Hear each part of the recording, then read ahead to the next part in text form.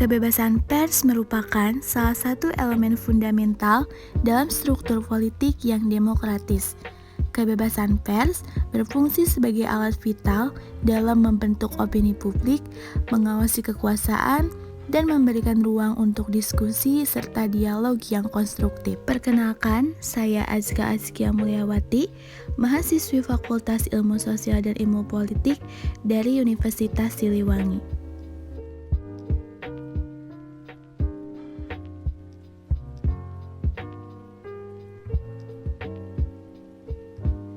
Kebebasan pers dan demokrasi merupakan dua sisi mata uang, tak bisa dipisahkan dan saling berkaitan satu sama lain, di mana sebuah sistem yang besar akan mempengaruhi subsistem yang berada di dalamnya.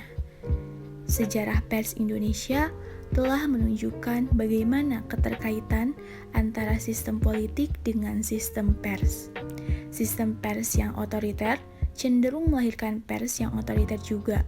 Demikian juga sistem politik yang demokratis akan melahirkan pers yang bebas.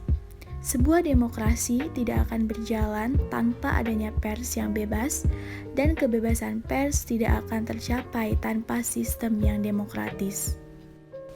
Sejak transisi demokrasi yang dimulai pada tahun 1998, ratusan media independen telah muncul, menjadikan Indonesia sebagai pelopor dalam bidang ini di Asia Tenggara. Namun, luas dan keberagaman negara ini membuat penghormatan terhadap kebebasan pers menjadi perjuangan sehari-hari. Indeks kebebasan pers di Indonesia menurun pada tahun 2024 ini, di mana pemilu 2024 menjadi momen krusial bagi kebebasan pers di Indonesia. Terlepas dari program reformasinya, masa jabatan Presiden Joko Widodo selama 10 tahun terakhir telah ditandai dengan serangkaian ingkar janji terkait kebebasan pers. Selain itu, Aliansi Kekerasan Terhadap Jurnalis atau AJI mencermati setidaknya ada 1.000 lebih kasus sejak 2006, dengan kasus terbanyak adalah kekerasan fisik, ancaman kepada jurnalis, dan pelarangan liputan. Polarisasi dan keberpihakan media dinilai terjadi di sejumlah negara termasuk Indonesia, di mana pemberitaan media terkadang bias terhadap kepentingan politik pemiliknya. Polarisasi dan keberpihakan juga tampak dalam pemberitaan pers Amerika Serikat menjelang Pilpres November mendatang. Setelah 4 tahun, Presiden Donald Trump terus-menerus memfitnah pers, penggantinya, Presiden Joe Biden menyatakan bahwa jurnalisme bukanlah kejahatan. Terlepas dari retorika ini, banyak permasalahan kronis dan mendasar yang mempengaruhi jurnalis masih belum terselesaikan, dan Biden sendiri mendapat kecaman karena gagal menekan mitra Amerika Serikat seperti Israel dan Arab Saudi mengenai kebebasan pers. Indeks kebebasan pers Amerika Serikat jauh di atas Indonesia.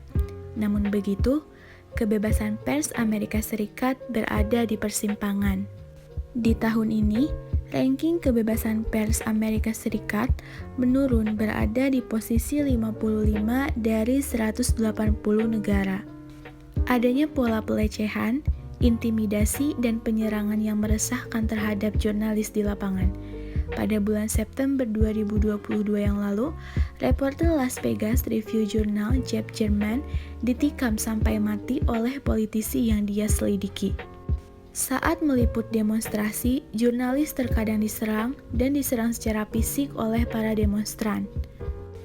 Wartawan di Amerika bekerja di lingkungan yang semakin mengkhawatirkan.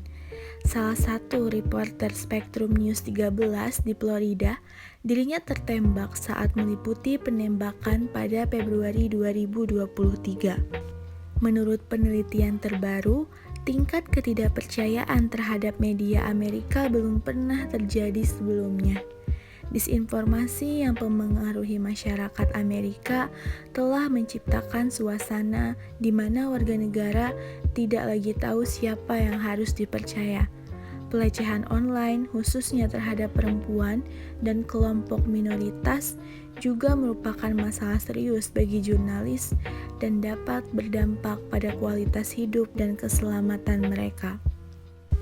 Memahami perbedaan ini sangat penting untuk mengembangkan strategi yang lebih baik dalam memperjuangkan kebebasan pers, serta menjadikan kebebasan pers sebagai instrumen yang dapat mendorong perubahan positif dalam sistem politik yang lebih demokratis dan inklusif.